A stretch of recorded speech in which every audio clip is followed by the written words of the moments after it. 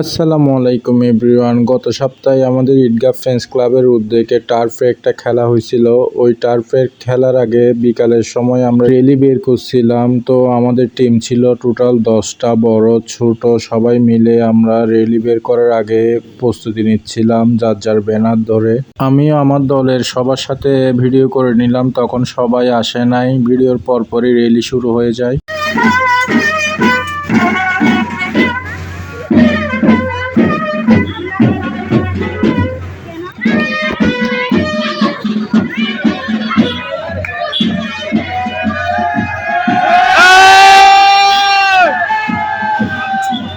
র্যালির মাঝখানে আমি আমার টিমের সবার সাথে একটু ভিডিও করে নিলাম। সবাই হাঁটতেছিলাম, পুরো এলাকা ঘুরতেছিলাম র্যালি নিয়ে।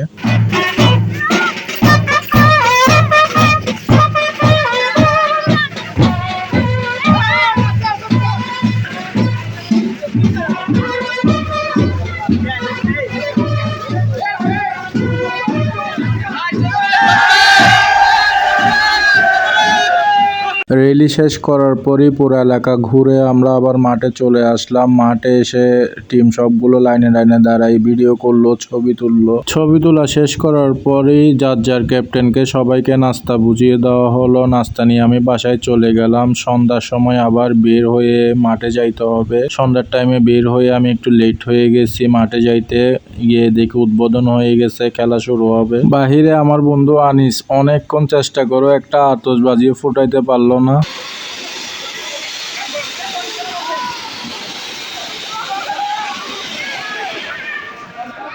উদ্বোধনী খেলা ছিল আমার বন্ধু আনিসের এটাই প্রথম খেলা ছিল, এটাই শেষ খেলা। ওরা প্রথম খেলায় 6 গোল খাইছে। আমার বন্ধু আনিস এত কষ্ট করে সবকিছু আয়োজন করছে, কিন্তু শেষ পর্যন্ত আর খেলতে পারে নাই। প্রথম খেলা খেলে আর সব খেলায় বলদি প্লেয়ারদের খেলাইছে। দ্বিতীয় খেলা আমি উপরে গ্যালারিতে বসে বসে দেখলাম। অনেকক্ষণ দেখার পরে নিচে নেমে এসে দেখতেছি ভাত খাওয়া অলরেডি শুরু হয়ে গেছে। খাওয়া দাওয়া নাকি অর্ধেক শেষ হয়ে গেছে। বন্ধু, বড় ভাই, ছোট ভাই ওরা বেড়ে বেড়ে দিচ্ছিল, যার যার মতো করে সে নিয়ে খাচ্ছিল। যে যেদিকে পারতেছে ওইখানে বসে খাচ্ছিল। আমি আবার উপরে চলে গেলাম। উপরে এক পাশে খেলা চলতেছে, অন্য পাশে নিচে খাওয়ার আয়োজন চলতেছে। যে যার যার মতো কেউ খেলা দেখতেছে, কেউ খাইতেছে। আমিও আমার খাওয়ারের প্লেট নিয়ে নিলাম। আইটেম ছিল মুরগি, মাছ, ডিম, ডাল। বন্ধুদের সাথে বসে খাওয়া দাওয়া শেষ করলাম। খাওয়া দাওয়া শেষ করার পরেই খেলা চলতে চলতে রাতের 3টা বাজে ফাইনাল খেলা হইছে। ফাইনাল খেলার পরে পুরস্কার বিতরণী অনুষ্ঠান